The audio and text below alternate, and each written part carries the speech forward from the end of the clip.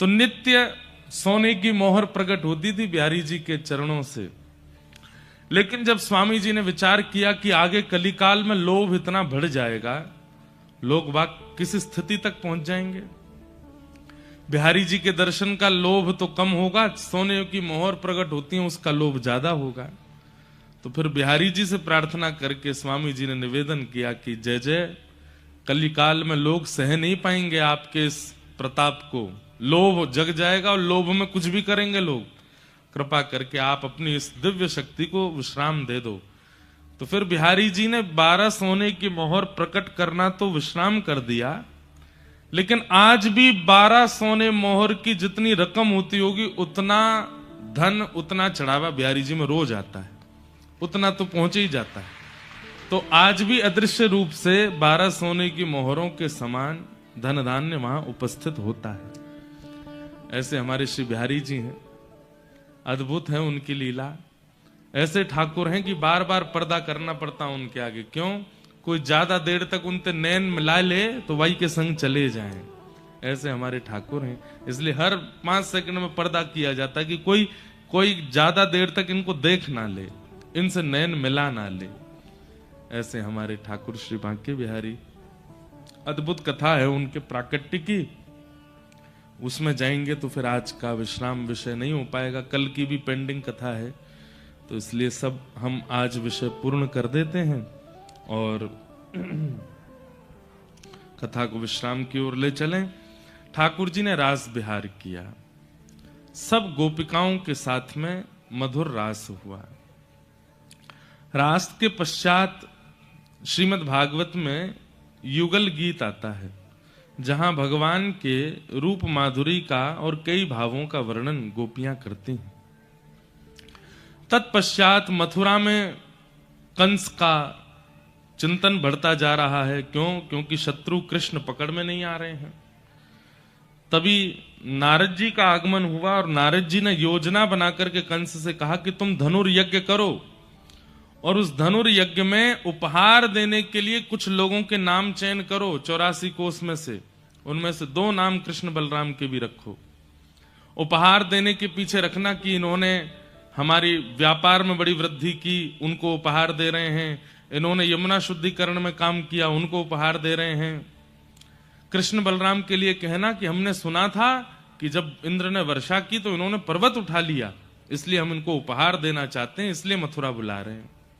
उपहार का लोभ देकर के दोनों बालकों को मथुरा बुलाओ। अभी तक तुमने अपने राक्षसों को उनके पास भेजा, सब मारे गए, अब उनको बुलाओ। कंस ने कहा गुरुदेव आपकी आज्ञा शिरोधार्य, मैं अभी करता हूं योजना। और धनुर्यज्ञ का कार्यक्रम कंस ने किया। श्री अक्रूर जी महाराज को भेजा है, जाओ जाकर के कृष्ण बलराम को लेकर के आओ। पूछें क्यों बुला रहे हैं तो कहना उपहार देना है, पुरस्कार देना है। अक्रूर जी महाराज वृंदावन को निकले।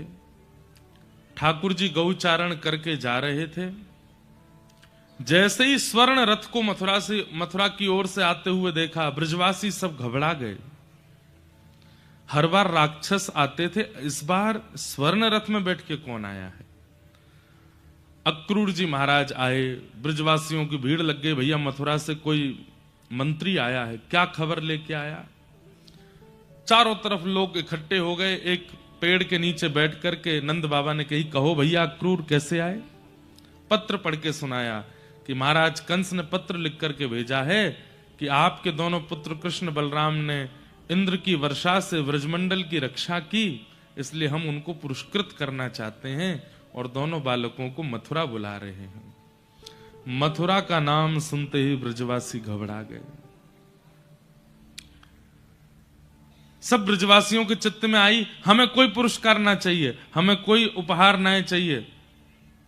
और लाला तू तो मना कर दे, कोई उपहार नहीं चाहिए, कहीं ना जाएगो हमारो लाला, और वह दुष्ट कंस के पास तो बिल्कुल ना जाएगो। ठाकुर जी चाहते तो हैं कि मैं हामी भर दूं, लेकिन ठाकुर जी को याद आ रही है। 2 दिन पहले नारद जी ठाकुर जी के पास आए थे और ठाकुर जी से आके कह के गए, भगवान इतने प्रेम इतने भाव से आप लीला ब्रजमंडल में कर रहे हो, कंस को कब मारोगे? कंस को मारना है, काल नेमी का वध करना है, जरासंध के साथ 17 बार युद्ध करके रण छोड़ करके द्वारिका जाना है, 16,108 विवाह करने हैं, महाभारत का युद्ध करा करके गीता का ज्ञान देना है। ये सब आप तभी कर सकते हैं जब आप ब्रज से बाहर निकलेंगे, क्योंकि यहां तो आप प्रभुता भूल करके बैठे हो। सत्य मानिए बंधुओं, भगवान नारद जी से कहते हैं, नारद मैं सच बताऊं? बोले क्या? मैं भूल गया था कि मुझे ये सब भी करना है।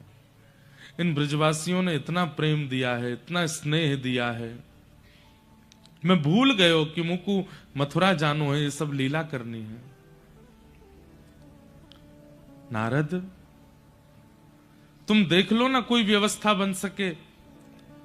अगर महादेव सृष्टि को संभाल सकें, ब्रह्मा जी मेरी पदवी ग्रहण कर लें, भगवान ब्रह्मा बन जाएं, मुझे छोड़ दें, मैं त्रिलोकी नाथ नहीं बनना चाहता, मैं सदा इन ब्रजवासियों के पास रह लूं, ऐसी कोई योजना नहीं बन सकती? मैं इन ब्रजवासियों को छोड़ नहीं पा रहा हूं। नारद जी महाराज सिर पकड़ करके बैठ गए। बोले, वेद जिनके रों से प्रकट होता है, मीमांसाएं उत्तर मीमांसाएं आदि जिनकी भ्रगुटी टेढ़ी करने मात्र से प्रकट हो जाती हैं, जहां पर मोह आकर्षण लोभ आदि के नाश की बातें कही जाती हैं, ऐसे परमात्मा आज स्वयं लोभ में दिख रहे हैं, स्वयं मोह में दिख रहे हैं, स्वयं आसक्ति में दिख रहे हैं। नहीं नारद, ये लोभ नहीं है, ये मोह नहीं है, ये आसक्ति नहीं है, ये प्रेम है। मैं परमात्मा हूं, मुझे कोई नहीं बांध सकता, पर इन ब्रजवासियों ने इतना प्रेम दिया है मुझे कि मैं बंध गया हूं इनके पास में, मैं कैसे जाऊं यहां से? नारद जी बोले, मैं आपके पास ज्यादा देर नहीं बैठूंगा, आप तो अलग बात कर रहे हैं। ठाकुर जी मुझे कुछ नहीं पता, परसों कंस का मृत्यु देखना चाहता हूं आपके हाथों, कैसे भी करके निकलिए व्रज से, आपको लोक कल्याण जग कल्याण करना है, वृंदावन में रह के नहीं हो पाएगा, क्योंकि यहां आप प्रेम के वशीभूत हैं और ज्ञान और वैराग्य आदि का लक्षण प्रकट होगा ही नहीं। अगर प्रेम प्रधान होगा तो, प्रेम प्रधान होता है तो ज्ञान दिखाई नहीं देता, प्रेम प्रधान होता है तो वैराग्य दिखाई नहीं देता। आपको वृंदावन से निकलना पड़ेगा नाथ। सोचिए बंधुओं, ठाकुर जी उनको 3 दिन तक नींद नहीं आई कि मैं व्रज से कैसे जाऊं। आज जब अक्रूर जी महाराज ने आकर के कहा कि आपको पुरस्कार देने के लिए मथुरा बुलाया है, सब ब्रजवासी कहने लगे, हमारे लाला पुरस्कार ना चाहिए, हमारा लाला कहीं ना जाएगो, अक्रूर जी तुम वापस लौट जाओ, कंस ने मना कर दो, हमें पुरस्कार ना चाहिए। ठाकुर जी चुपचाप बैठे हैं। थोड़ी देर में सब ब्रजवासी बोले, लाला तू बोल दे, मना कर दे कि मोह ना जानो मथुरा। तो ठाकुर जी हृदय पर पत्थर रख करके बोले, क्यों? आप सबके बालक कोई अच्छा काम करें, उनको पुरस्कार मिले तो सब भेज देते हो, और मैं केवल तुम्हारे काज कालिया नाग मार तो डोलूं, तुम्हारे काज गिरिराज जी उठा तो डोलूं, तुम्हारी गैया ने चराऊं, तुम्हारी रक्षा करता रहूं, और आज जीवन में पहली बार कोई ने विचार किया कि मुंह को पुरस्कार मिले तो सबरे मना कर रहे हो, मुझसे पूछिए एक भी बार। ब्रजवासी स्तब्ध रह गए ठाकुर जी की बात सुन के। ठाकुर जी मन से नहीं बोल रहे हैं, ना लाला हमें तो यूं लगी कि तू मथुरा जाएगो, 2 दिना के कट जाएगो, हमारे बिना कैसे रहेगो? क्यों? मैं क्यों ना रहूंगो, मैं तो जाऊंगो, मैं पुरस्कार लेके आऊंगो। हां, तुम ब्रजवासी ने तो केवल कभी मुंह को चोर बनाए दें, कभी मुंह को कछू बनाए दें, कभी मुझे कालिया नाग मरवा दें, अगासुर बकासुर धेनुकासुर पूतना आदि, मैं केवल यहां पर रक्षा करवे में ही रहूंगो। अरे पुरस्कार मिले सब जामे, मैं भी जाऊंगो। ब्रजवासियों के नेत्र सजल हो गए। लाला हमने या मारे ना कही, हम तो या मारे कह रहे कि तू हमारे बिना कैसे रहेगो? क्यों? मैं क्यों नहीं रहूंगो? मैं घर में ही बूढ़ो होऊंगो का? मैं बड़ो है गया हूं, मैं भी जाऊंगो मथुरा, पुरस्कार लेके आऊंगो। सब ब्रजवासी स्तब्ध हो गए।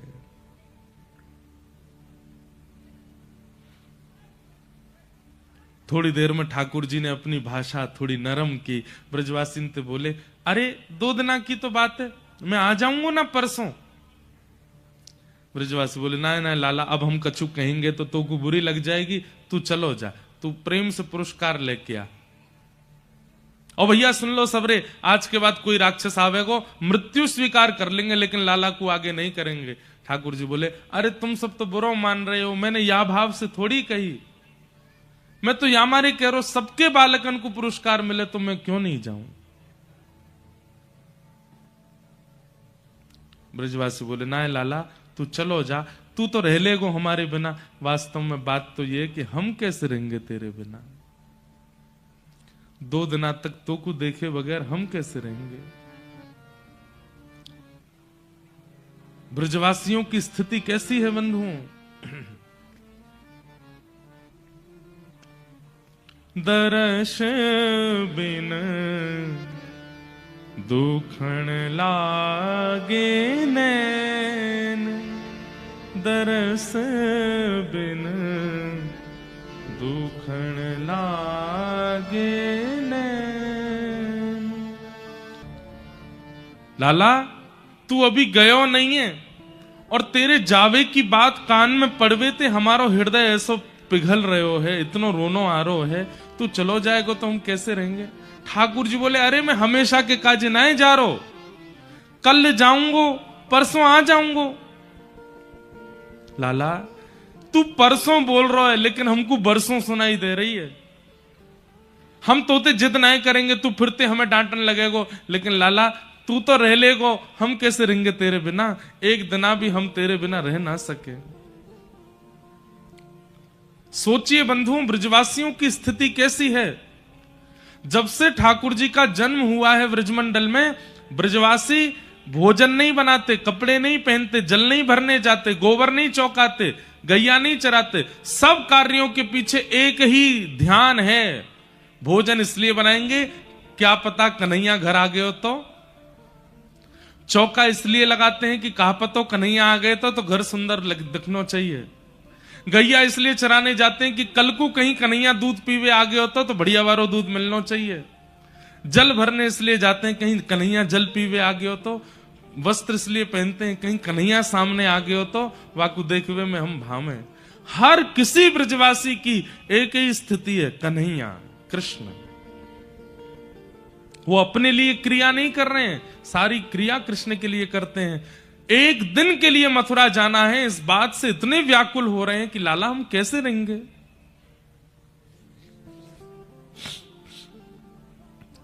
यशोदा मैया आई, लाला का पक्ष लिया, अरे कोई बात ना, लाला को बहुत मन है तो चलो जाएगो, फिर आ जाएगो परसों, नंद बाबा जाएंगे ना साथ में, तुम सबरे ज्यादा मन में कोई विचार मत करो। यशोदा मैया लाला को भीतर ले गई, अपने हृदय से लगायो, और मैया मनी मन पूछ रही है लाला से, लाला तू रह लेगो ना मेरे बिना एक दिन। मैया को था कि ठाकुर जी मना करेंगे, लेकिन ठाकुर जी बोल गए हाँ मैया रह लूंगो।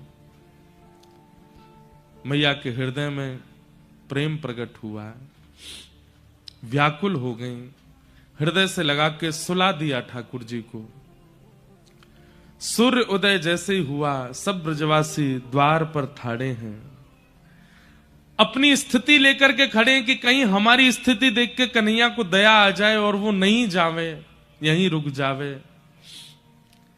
ठाकुर जी तैयार भये, जैसे ही नंद भवन से निकसे, ब्रजवासियों के स्वर नहीं निकल रहे हैं, पर अश्रुओं की अविरल धार गिर रही है नेत्रों से। ठाकुर जी सबके हाथ पकड़ते हैं, सबके गालों का स्पर्श करते हैं, सबके सिर पे हाथ फेरते हैं, मैं आ जाऊंगा परसों, मैं परसों आ जाऊंगा।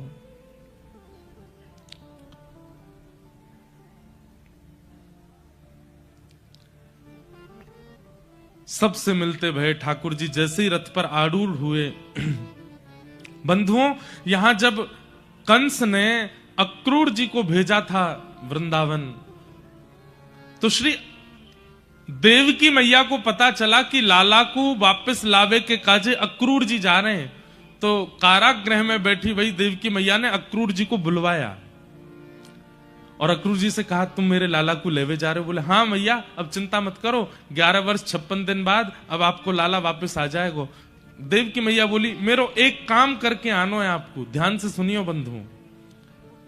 अक्रूर जी महाराज बोले क्या काम मैया? बोले जब लाला को लेके निकलो ना वृंदावन से, नेक समय निकाल के यशोदा को एकांत में जाके बता दियो कि ये लाला वाको नहीं है, ये लाला मेरो है। कई लोगों के चित्त में आया होगा कि ये बात देव की मैया क्यों बुलवा रही हैं? क्या किसी प्रतिस्पर्धा की भावना है या उनके मन में कोई और भावना? नहीं,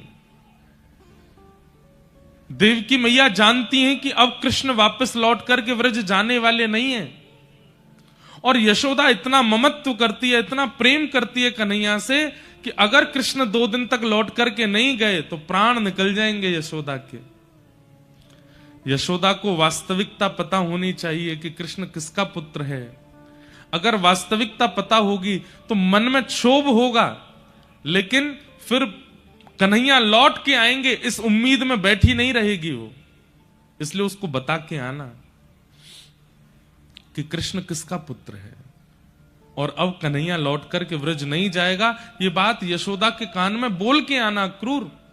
अक्रूर जी महाराज बोले मां, मुझे ऐसा लग रहा है जैसे मानो कुंटलों भारी पहाड़ मेरे ऊपर गिर दिया हो। मैं ये काम कैसे करूंगा?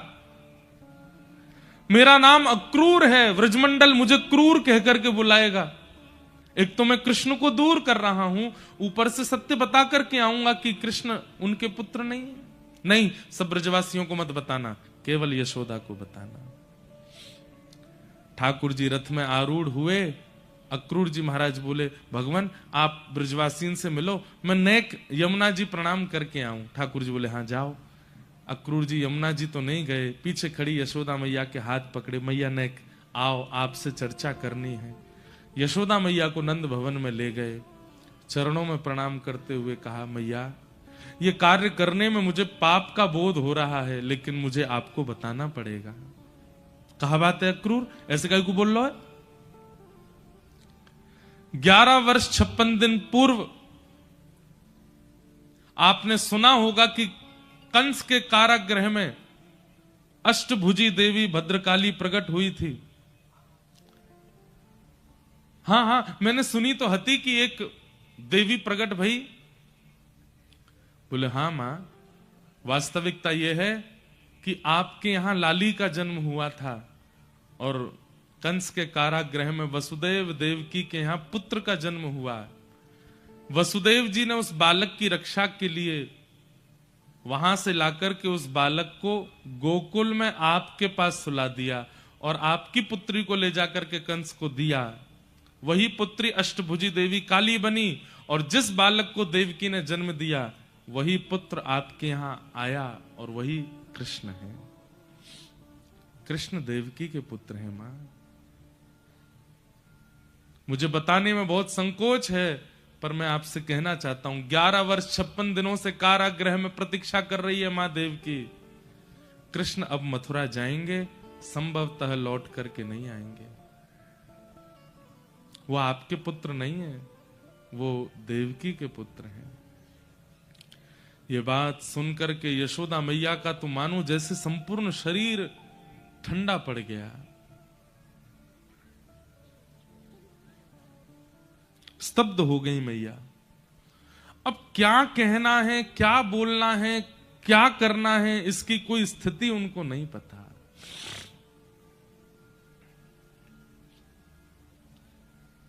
अक्रूर जी महाराज बोले मैया मुझे आज्ञा दो, अब मैं जाऊं। और प्रणाम करके अक्रूर जी चले गए। मां रोकना चाह रही है पर शब्द नहीं निकल रहे हैं, मानो जैसे देह खड़ा है और आत्मा निकल चुकी हो देह से। ऐसी स्थिति यशोदा मैया की हो गई।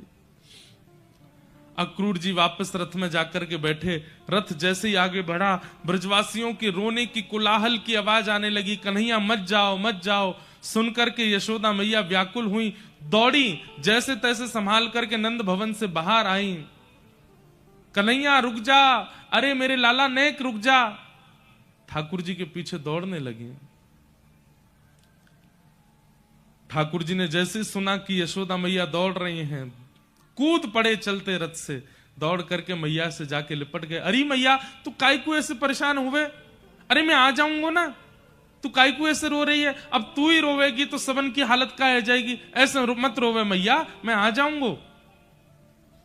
यशोदा मैया बोली, हाँ लाला, मुझको पता है तू आ जाएगो, नेक रुक जा।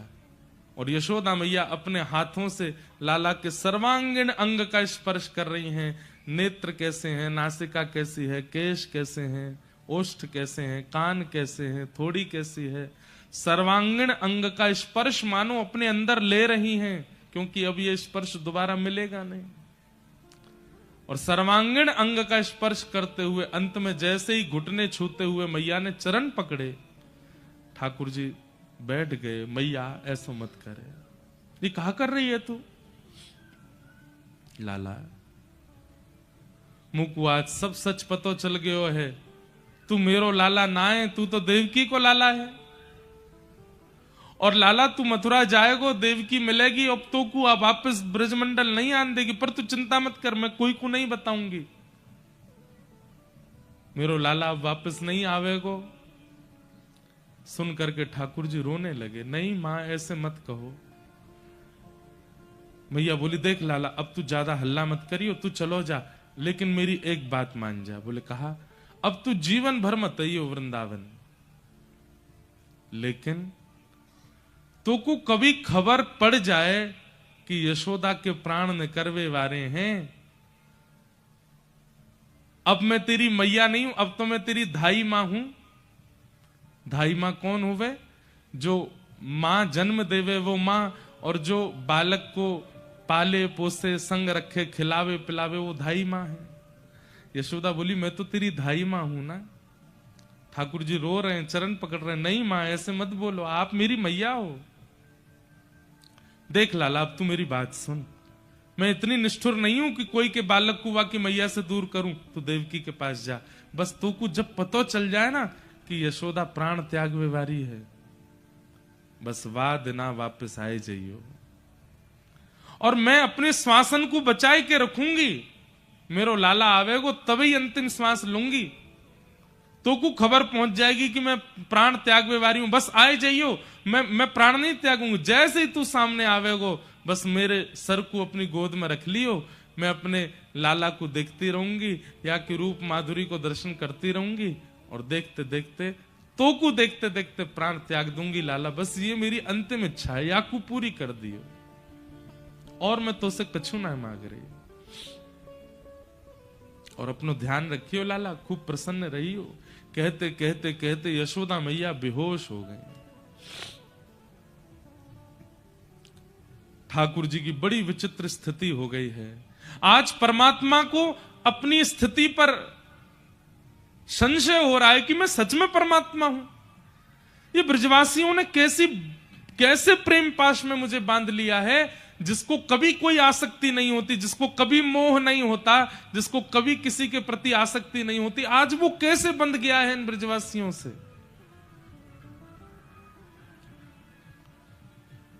ब्रजवासियों की ओर इशारा किया। ठाकुर जी को ब्रजवासियों ने उठाया। बोले, लाला अब तू जा, विलंब मत कर, मैया को हम संभाल लेंगे, तू आई जाएगा परसों। ठाकुर जी बोले, हाँ मैं जाऊं। मैया के चरणों में प्रणाम करके वृंदावन की रज को अपने जेब में रख के ठाकुर जी वृंदावन को प्रणाम करके रथ में आरूढ़ हो गए और मथुरा को प्रस्थान कर गए। अपने अग्रज बलराम जी के साथ जैसे ही ठाकुर जी ने मथुरा में प्रवेश किया, मल्ला नाम मश निर्णय नाम नरवर, बड़े बड़े योद्धाओं को ठाकुर जी योद्धा के रूप में, मल्लों को ठाकुर जी मल्ल के रूप में दिखाई दे रहे हैं। जैसी जिसकी भावना है वैसे ठाकुर जी दिख रहे हैं।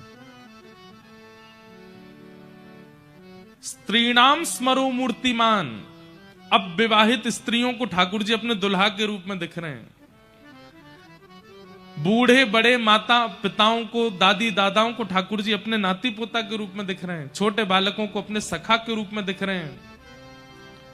सबकी भावना के अनुरूप ठाकुर जी अलग अलग दर्शन दे रहे हैं। लेकिन 50 सिड्डी ऊपर स्वर्ण सिंहासन पर बैठा मथुरा का राजा कंस, उसको ठाकुर जी अत्यंत काल रूप, अत्यंत भयभीत दिखाई दे रहे हैं। मृत्यु दिखाई दे रही है।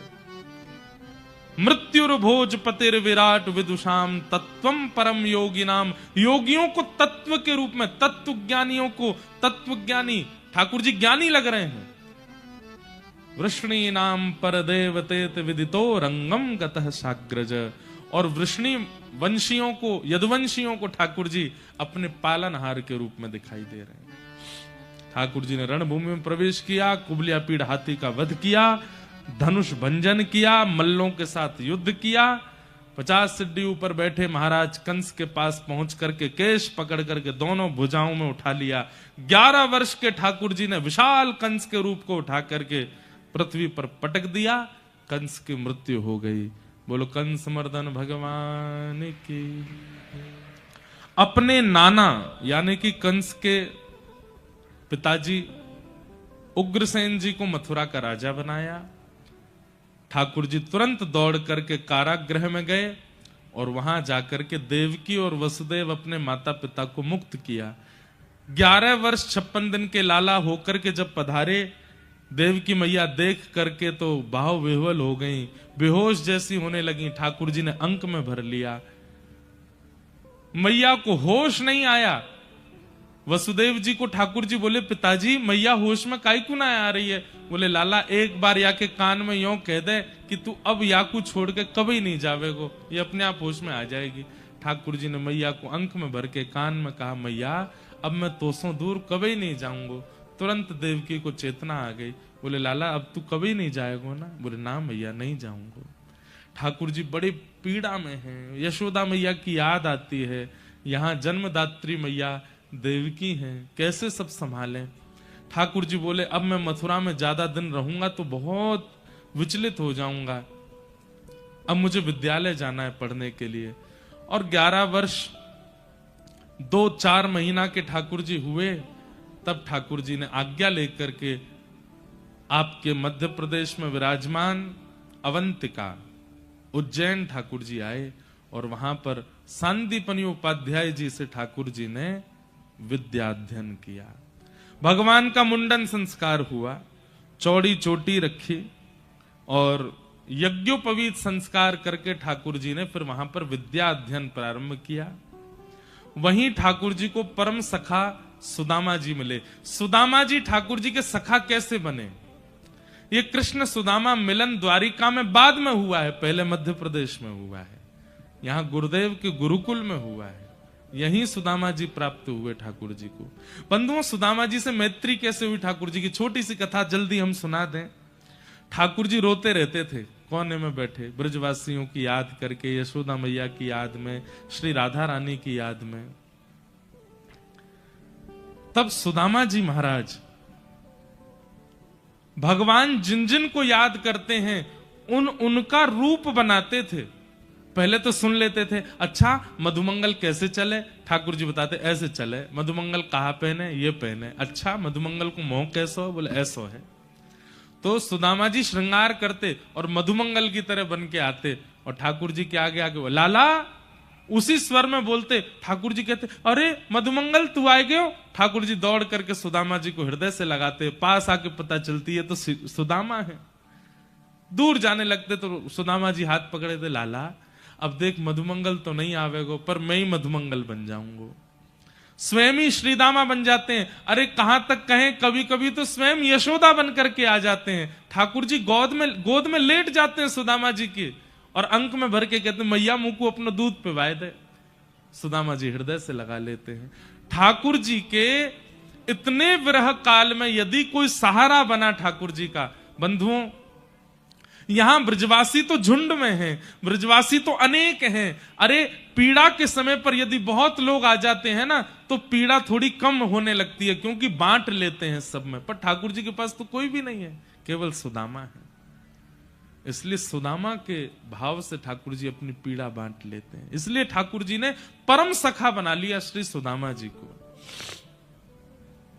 कुछ वर्षों तक गुरुदेव के पास गुरुकुल में अध्ययन किया। अध्ययन पूर्ण करने के बाद भगवान ने सुदामा जी को हृदय से लगाया और कहे सखा अब जल्दी मिलेंगे। और भगवान मथुरा पधारे। मथुरा आते ही भगवान का राजकुमार भेष बना दिया। भगवान ने कहा हम राजकुमार नहीं बनना चाहते, ना हमें राजा बनना ना राजकुमार, नाना जी को ही रहने दो। व्रज की बहुत याद आई तो भगवान ने उद्धव जी को वृंदावन भेजा। उद्धव जी बोल के गए थे कि मैं शाम तक आ जाऊंगा, लेकिन 6 महीने लगे उद्धव जी को। वृंदावन गए तो 6 महीना बाद लौट करके आए। भगवान ने उद्धव जी से कहा, उद्धव तुम तो कह के गए थे शाम तक आ जाऊंगा, फिर इतना लंबा समय क्यों लगा? उद्धव जी चरणों में गिर गए, बोले भगवान आगे की लीला किसी और को सौंप दीजिए, मुझे दे दीजिए, मैं आपकी आगे की लीला कर दूंगा, मैं गीता का ज्ञान कर दूंगा, मैं महाभारत के युद्ध में अर्जुन का सारथी बन जाऊंगा, सब द्वारिका लीला आदि में आप मुझे पूरा सौंप दीजिए, मैं आगे की पूरी लीला में, आप तो वृंदावन जाओ, आपके लिए इस ब्रह्मांड में वृंदावन से सुंदर स्थान नहीं है नाथ, कितना प्रेम करते हैं ब्रजवासी आपसे, आप वापस चले जाओ। भगवान ने उद्धव को हृदय से लगाया, उद्धव ये संभव नहीं, अब लीला आगे बढ़ाने के लिए मुझे जाना पड़ेगा, लेकिन मुझे बहुत प्रसन्नता है कि अब वृंदावन तेरे अंदर बस गया है, अब जब भी मुझे व्रज की याद आएगी मैं तुझे बुला लूंगा, तुझे बैठा लूंगा। क्यों? क्योंकि गोपियों ने तुझे प्रेम सिखा करके भेजा है। बंधुओं, उद्धव कृष्ण संवाद अद्भुत है, अभी समय नहीं, मैं नहीं उसमें प्रवेश कर सकता, अद्भुत है।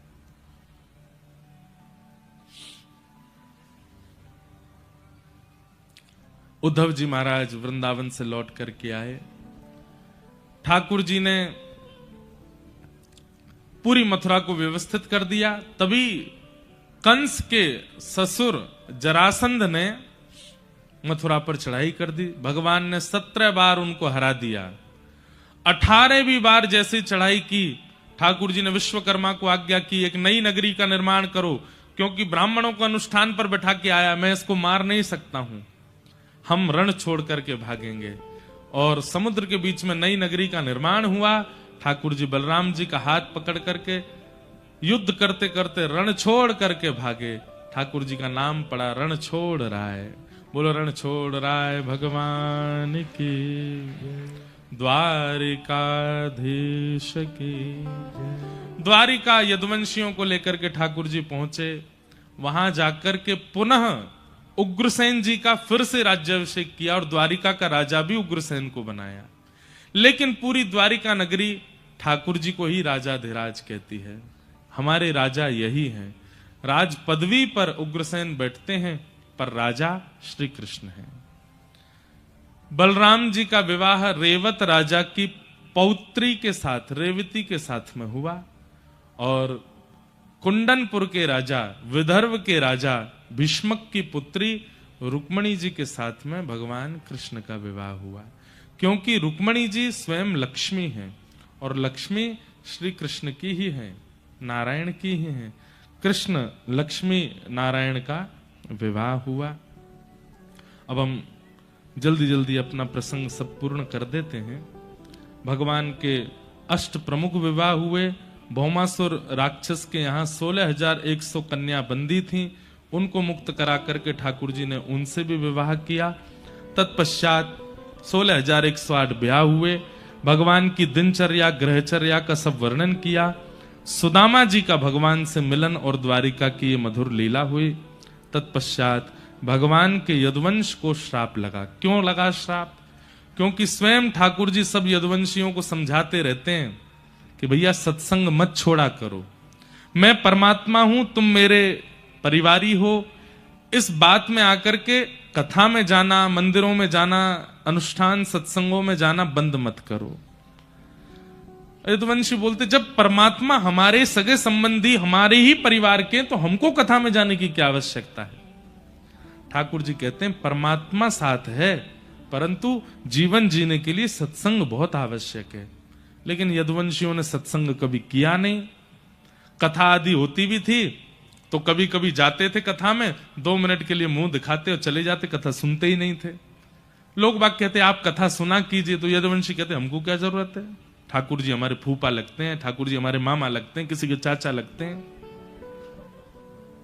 इसके कारण यदुवंशियों की बुद्धि विवेक युक्त नहीं बन पाई और एक दिन वो किया जो नहीं करना चाहिए था। ठाकुर जी समझाते थे देखो तुम सत्संग करते नहीं हो, संतों का अगर तुमने कभी अपमान किया, अपराध किया, तो मैं भगवान होके भी तुमको नहीं बचाऊंगा। और एक दिन वही हुआ, भगवान के ही पुत्रों ने, शांब आदियों ने संतों की परीक्षा लेने के लिए बोले। पिताजी भी पूरे दिन इन संतों की बड़ी प्रशंसा करते हैं, देखें तो सही है कैसे होते हैं। और शांब को साड़ी पहना करके, भगवान के पुत्र को साड़ी पहना के, घूंघट लगा के, पेट में पोटला बांध के, एक गर्भवती नारी जैसे बना के उसको ले गए। महाराज, नई बहू आई है, आप सब संत जनों के पास तो दिव्य दृष्टि है, देख के बताओ पेट में लाला है कि लाली। संतों ने दिव्य दृष्टि से देखा, पहचान गए, हमारी परीक्षा लेने आए हैं, भगवान के पुत्र को साड़ी पहना करके हमारे सामने हमारा मजाक उड़ाने आए हैं। ये भगवान का पुत्र शांब है जिसको तुम साड़ी पहना के लाए हो। जाओ, हमारा उपहास किया, हम श्राप देते हैं, इसके पेट से लोह पिंड निकलेगा जिससे तुम्हारा पूरा यदुवंश नष्ट हो जाएगा। साड़ी हटा करके देखा तो वो पोटला लोह पिंड बन गया। उग्रसेन राजा के पास दौड़े दौड़े भगवान के सब पुत्र गए, बोले आप ऐसे ऐसे हो गया, हमसे गलती हो गई, अब आप बताओ। बोले तुम लोग मानते नहीं हो, सब अपराध करते हो, अब क्या करें। बोले इसको घिस के समुद्र में फेंकवा दो, कुछ नहीं होगा।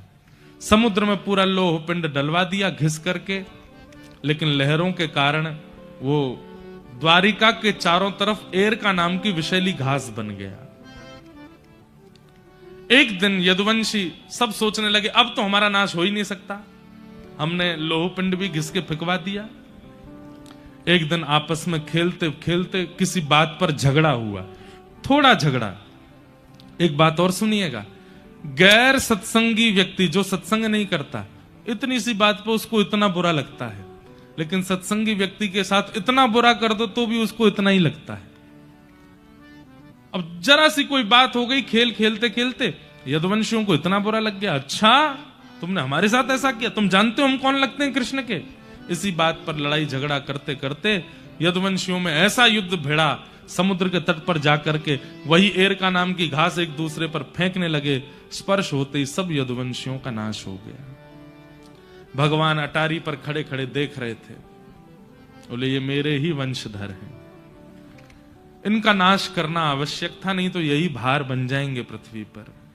बलराम जी महाराज क्षीर सागर में प्रवेश कर गए और श्री ठाकुर जी उद्धव जी को ज्ञान उपदेश करते हैं। बहुत ध्यान से सब लोग सुनिए। उद्धव जी को ज्ञान उपदेश करते हैं। अभी कुछ महीने पहले बद्रीनाथ में कथा हुई थी, वहां पर यही प्रसंग सुनाया था, कृष्ण उद्धव संवाद।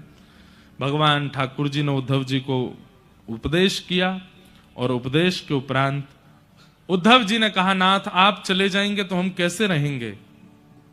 भगवान ने कहा, मेरी ओर देखो उद्धव, ध्यान से देखो। अपनी पूरी लीला का स्मरण करके ठाकुर जी एक दिव्य ज्योति में प्रकट हो गए। आकाश में 7 बार भ्रमण किया और 7 बार भ्रमण करते हुए तिरोधाय प्रविष्टोयम श्रीमद् भागवतार्णवम, चतुश्लोकी भागवत में ठाकुर जी आके विराजमान हो गए और कह दिया, उद्धव कलिकाल में यदि मेरा अनुभव करना है, मेरा आश्रय चाहिए, तो श्रीमद् भागवत जी की कथा श्रवण करना, ये मेरा ही स्वरूप है, मैं ही साक्षात भागवत के रूप में विराजमान रहूंगा। वही चतुश्लोकी भागवत लेकर के श्री उद्धव जी महाराज निकल पड़े बद्रिकाश्रम। मैत्रेय मुनि गए विदुर जी के पास, नारद जी ने वही चतुश्लोकी भागवत वेदव्यास जी से जाकर के उसका विस्तार करवाया, जिसे हम आप सब लोग आज श्रवण कर रहे हैं। ठाकुर जी लीला पूरी करके चले गए। उद्धव जी महाराज बद्रिकाश्रम चले गए। अर्जुन को भगवान ने एक दायित्व दिया था कि मेरी 8 पत्नियों को लेकर तुम वृंदावन चले जाओ, क्योंकि मेरे जाते ही द्वारिका डूब जाएगी।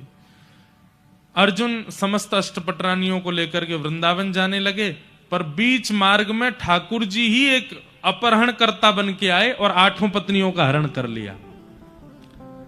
अर्जुन अपने गांडीव धनुष को चलाता रह गया, लेकिन पकड़ ही नहीं पाया। भगवान ने अर्जुन को भी बता दिया, गांडीव धनुष बलवान नहीं है, मैं साथ था इसलिए गांडीव धनुष बलवान था, मेरे बिना गांडीव धनुष भी किसी काम का नहीं। क्योंकि अर्जुन को भी एक सूक्ष्म लोभ और अहम था कि मैं गांडीव धनुषधारी अर्जुन हूं। ठाकुर जी ने वह मोह भी दूर कर दिया अर्जुन का। अर्जुन ने जाके पांडवों को बताया कि भगवान लीला पूरी करके चले गए। पांडवों ने परीक्षित को राजा बना दिया। परीक्षित राजा से एक दिन अपराध हुआ, संत का अपमान किया, 7 दिन में मरने का श्राप लगा। सुखदेव जी ने आकर के कथा सुनाई। आज 7वां दिन, कथा विश्राम। सुखदेव जी ने परीक्षित से पूछा, परीक्षित मैंने तुम्हें 7 दिन तक कथा सुनाई, क्या समझ में आया? तब परीक्षित जी महाराज बोले कि नाथ, मुझे यही समझ आया कि मृत्यु मेरी नहीं होगी, मृत्यु शरीर की होगी। मैं तो नित्य मुक्त शुद्ध एक आत्मा हूं, इस देह का त्याग करके परमात्मा को प्राप्त हो जाऊंगा।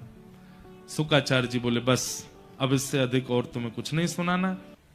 सबसे पहला, भागवत का विषय क्या है? जिस कथा को सुनने के लिए आप लोग जनवरी में आए थे और अब पुनः नवंबर में आए हो, इस कथा का विषय क्या है? तो कहते हैं, धर्म प्रोजित केत पौत्र परमो निर्मत्सराणां सताम् वैद्यं वास्तवमत्र वस्तु शिवदम्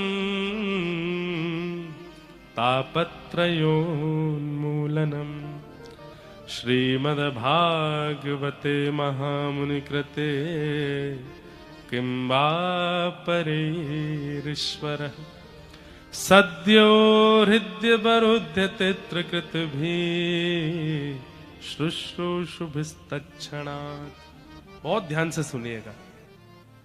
भागवत का विषय क्या है कि धर्म प्रोजित केतवोत्र परमो, सुनने वाले के चित्त में परम धर्म की इच्छा प्रकट हो जाए। परम धर्म किसको कहते हैं?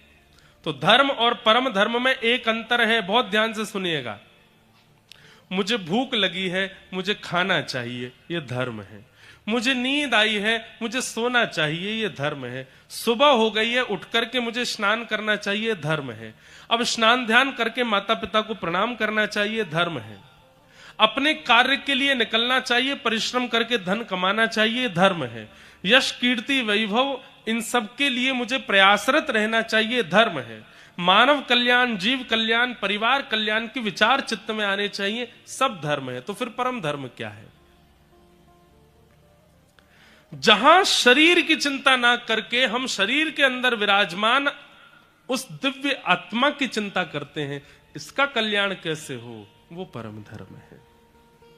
अभी आप शरीर का चिंतन करते हैं, उसको सुलाते हैं, खिलाते हैं, नहलाते हैं, धुलाते हैं, चलाते हैं, धन कमाते हैं, सब काम शरीर से करवाते हैं। यश कीर्ति वैभव आदि सब शरीर के लिए करते हैं। लेकिन जब शरीर की चिंता समाप्त हो जाती है और अंतस्थ विराजमान उस दिव्य आत्मा की चिंता शुरू हो जाती है, इसका कल्याण कैसे हो?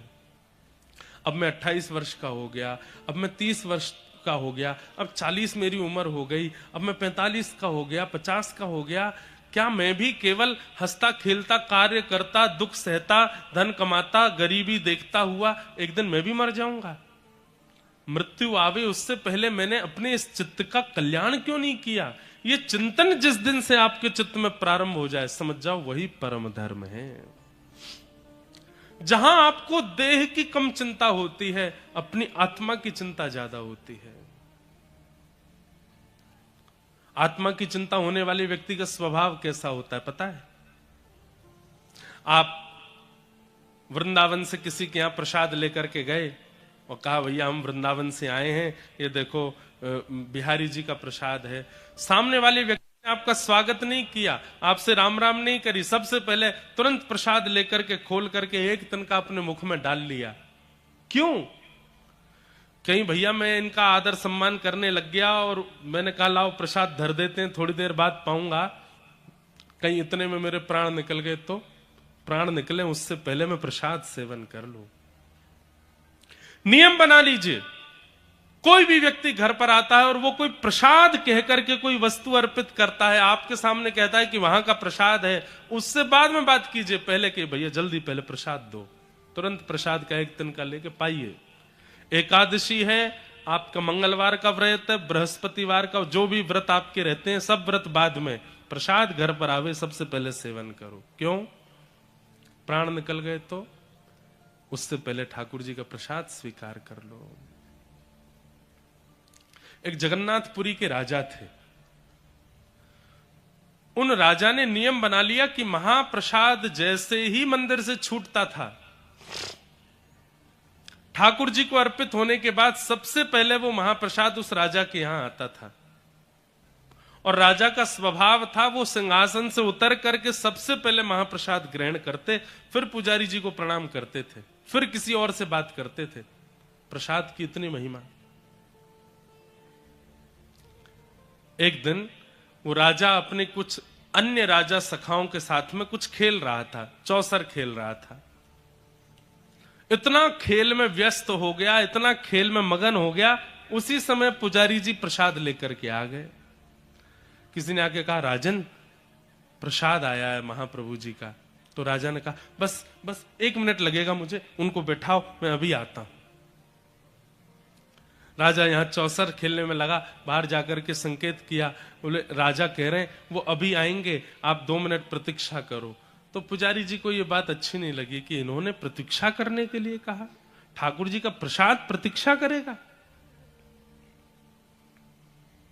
पुजारी जी उठ करके वहां से चले गए। जैसे ही पुजारी जी वहां से गए तो थोड़ी देर में राजा खेल से निवृत्त होकर तुरंत भागा, प्रसाद आया, प्रसाद लेकर के आओ। तो सैनिकों ने कहा, प्रसाद तो ले गए पुजारी जी, आपने प्रतीक्षा के लिए कहा तो उदास होकर के ले गए। राजा को इतनी ग्लानि हुई कि मैंने प्रसाद आया और मैंने मना कर दिया। मैं खेल में इतना तल्लीन हो गया, उसमें इतना मगन हो गया कि द्वार पर आए हुए प्रसाद की अवहेलना कर दी मैंने। अपने हाथ को देखने लगा, इसी हाथ से मना किया था मैंने, अब ये हाथ मेरे अंग पर रहने लायक नहीं है, पर अपने आप अपने हाथ को कैसे काटूं। सुनिएगा, बड़ी सुंदर कथा है। तो राजा ने क्या किया, एक दिन बड़ी चिंता में सभा में बैठा था। तो मंत्री जी ने पूछा, राजन आप इतनी चिंता में क्यों बैठे हो। तो राजा ने कहा, मैं तुम्हें बताऊं, तुम किसी को तो नहीं बताओगे। मंत्री बोले, नहीं मैं किसी को नहीं बताऊंगा।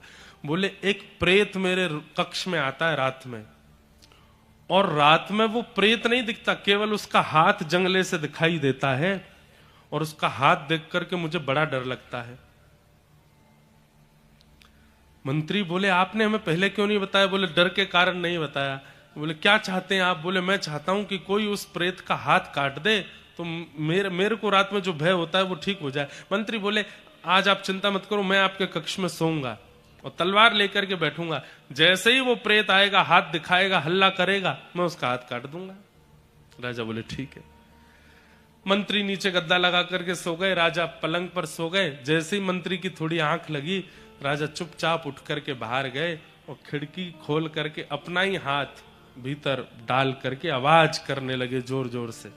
मंत्री ने तुरंत उठ करके राजा का हाथ काट दिया। लेकिन जैसे ही देखा तो क्या पाया, अरे ये तो राजा ही हैं। राजा ने अपना हाथ कटवा दिया। मंत्री ने कहा, राजन आपने तो कहा था कोई प्रेत है, आपने अपना हाथ कटवा दिया।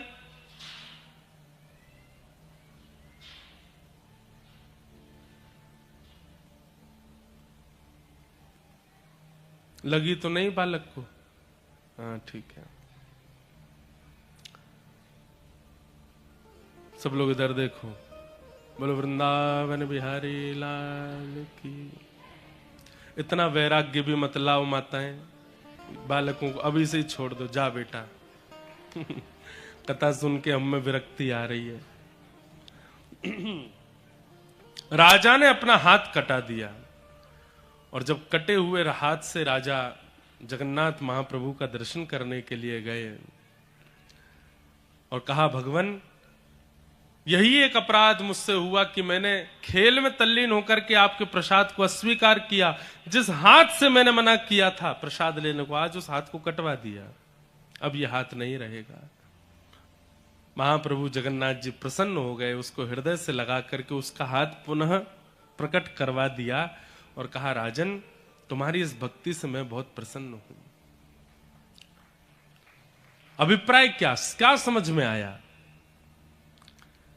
व्यक्ति जब अपने देह का चिंतन करता है तो वो व्यक्ति धर्म करता है, लेकिन उस व्यक्ति को जब अपने देह में विद्यमान उस दिव्य चेतना आत्मा की चिंता होती है तब वो जो क्रिया करता है उसको परम धर्म कहते हैं।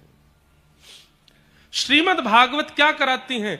दैहिक कर्म कराना नहीं सिखाती, आत्मा के द्वारा आप भगवत प्राप्ति कैसे कर सको वो क्रम जो सिखावे वो भागवत है। अब कथा सुनना ये दैहिक क्रम नहीं है। अगर अपने देह से आप पूछेंगे कि कथा चल रही है कैसा लग रहा है, तो देह तो कहेगा कि भाई बहुत देर हो गई, अब मेरा मन हो रहा है कि इस पैर को थोड़ा सीधा कर लूं, थोड़ी कमर सीधी कर लूं, कोई तकिया लगा लूं, पीछे वाली आंटी जी थोड़े अपने घुटने हमसे टिका लो, कमर में दर्द हो रहा है। देह से यदि पूछो तो देह प्रसन्न नहीं होता। कई लोग शायद घड़ी भी देखते रहते होंगे, कब 6 बजेंगे, कब 5:30 बजेंगे, कब कथा विश्राम होगी, कब हम उठ करके जाएंगे। तो देह से यदि आप पूछो तो देह की प्रसन्नता नहीं होती कथा में। कथा में 6 बजे तक, 6:30 बजे तक, 5:30 बजे तक कौन बैठाता है आपको? आत्मा बैठाती है। वो आत्मा कहती है शरीर के लिए तो सब जगह हम कर्म कर ही रहे हैं, यहां जो वक्ता बोल रहे हैं उससे मुझे तृप्ति हो रही है, आपकी आत्मा कहती है, और उसकी तृप्ति के लिए आप उसको बैठा करके रखते हो। कल मुझे शैलेंद्र जी बताए, महाराज जी कई माताएं बहनें तो 10 बजे से आके बैठ जाती हैं कि आगे जगह मिलेगी कि नहीं, 11 बजे से आकर के अपना स्थान ग्रहण कर लेते हैं। ये 11 बजे से आपको यहां देह लेकर के नहीं आता। देह की अगर मानो तो देह क्या कह रहा है? देह तो कहता है जाड़ा पड़ रहा है, दोपहर में तो बढ़िया रहता है लेकिन लौटते समय ठंड लगती है, काहे को जाना कथा में, पड़े रहो दुनिया बिस्तर पे बढ़िया तान दुपट्टा आनंद करो, लाइव तो आई रही है कथा, फोन में सुन लेंगे। देह की अगर मानेंगे तो देह कथा में नहीं लाता है। कथा में बैठाना, कथा सुनना और उसको जीवन में लागू करवाना ये तो आत्मा करवाती है। परंतु 7 दिन तक तो आत्मा आपसे ये करवाएगी, पर 8वें दिन जिस दिन कथा यहां विश्राम हो जाए उसके बाद भी आपकी वो दिव्य चेतना आत्मा आपसे ये क्रिया करवाती रहे, तब समझो कि आप परम धर्म कर रहे हो, आप धर्म नहीं कर रहे हो, ये परम धर्म है। धर्म से इस लोक में आपको प्रसिद्धि मिल जाएगी, इस लोक में आपको संतुष्टि मिल जाएगी, पर परम धर्म से उस लोक में संतुष्टि की प्राप्ति होती है। परम धर्म से उस लोक में भगवत भाव की प्राप्ति होती है। तो श्रीमद् भागवत का विषय क्या है? परम धर्म करवाना। अब गिरिराज जी की परिक्रमा है, कितने लोग गए हैं गोवर्धन? परिक्रमा कितनों ने की है? सबने की है लगभग। महाराज जो वो आता है ना गुरु पूर्णिमा, उसको हमारे यहां बोलते मुड़िया पूनो, उस दिन सबसे ज्यादा संख्या में परिक्रमा करने वाले ही मध्य प्रदेश के आते हैं। इतनी भीड़ होती है गिरिराज जी में कि हम मध्य प्रदेश में इसलिए बहुत ज्यादा प्रशंसा कर देते हैं, ऐसी बात नहीं, हम वास्तविकता हृदय से कह रहे हैं। मध्य प्रदेश के लोगों में भक्ति बहुत है और उसके पीछे कारण है यहां के लोगों की सरलता। यदि पैरामीटर नापा जाए भारत के हर प्रांत के लोगों का, तो स्वभाव की सरलता मध्य प्रदेश के लोगों में ज्यादा है। सीधे हैं थोड़े लोग, ऐसा नहीं है कि यहां चतुराई नहीं है यहां पर भी, पर और प्रांतों के लोगों से थोड़ी कम है। और प्रांत के लोग तो बहुत भयंकर चतुर हैं, और बड़ी बड़ी मेट्रोपॉलिटन सिटीज में तो चतुराई की तो बात ही मत पूछो, इतने चतुर लोग होते हैं कि बस क्या कहें।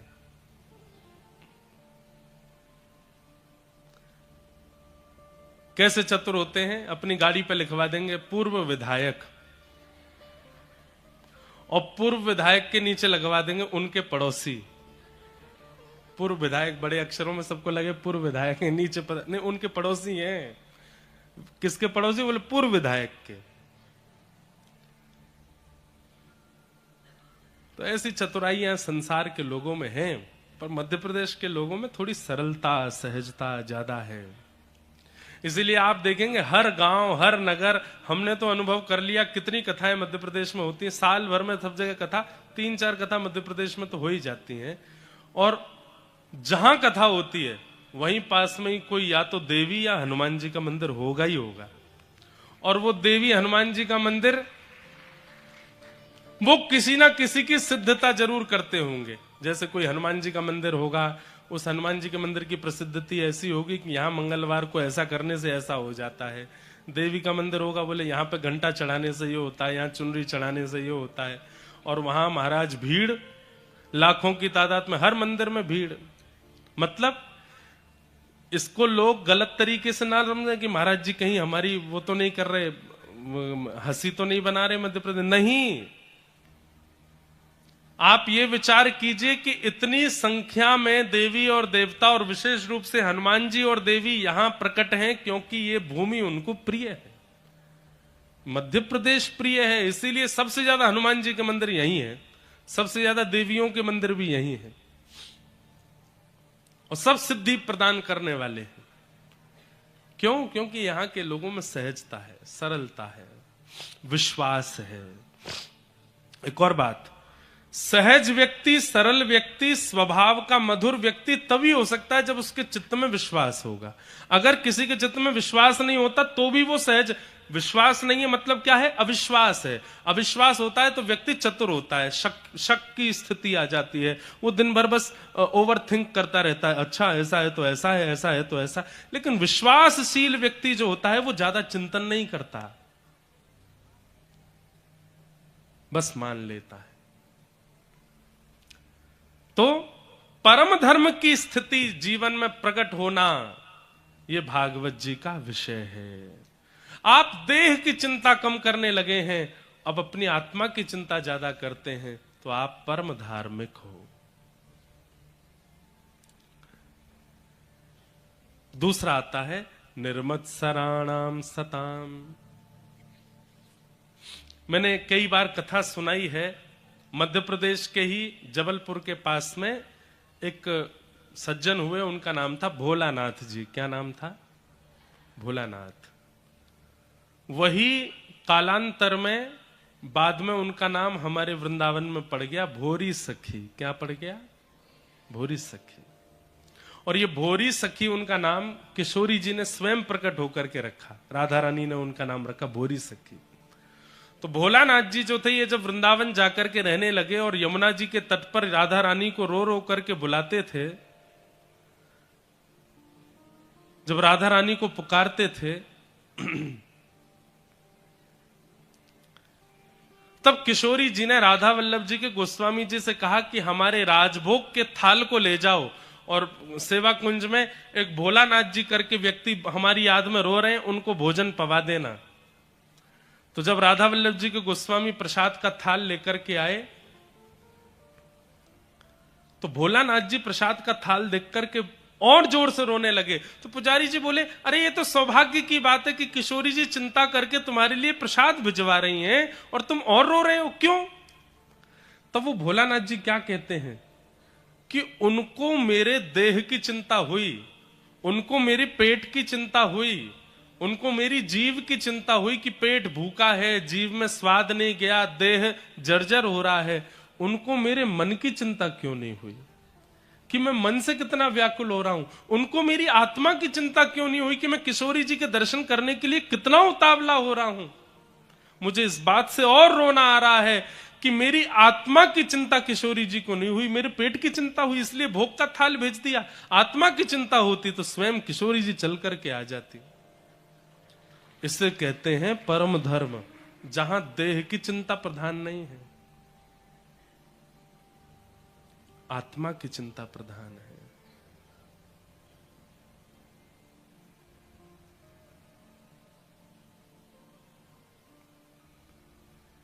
आत्मा की चिंता प्रधान है।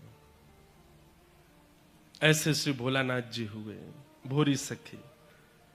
निर्मत्सराणाम सताम। भागवत का अधिकारी कौन है? किसको अधिकार है कथा सुनने का? तब कहते हैं जिसके चित्त में मात्सर्य दोष नहीं है। मात्सर्य दोष मतलब आपके अंदर काम है, क्रोध है, लोभ है, मोह है, ईर्षा है, द्वेष है, अभिनिवेश है, दुनिया की सारी दुर्गंध आपके अंदर है, कोई बात नहीं। लेकिन यदि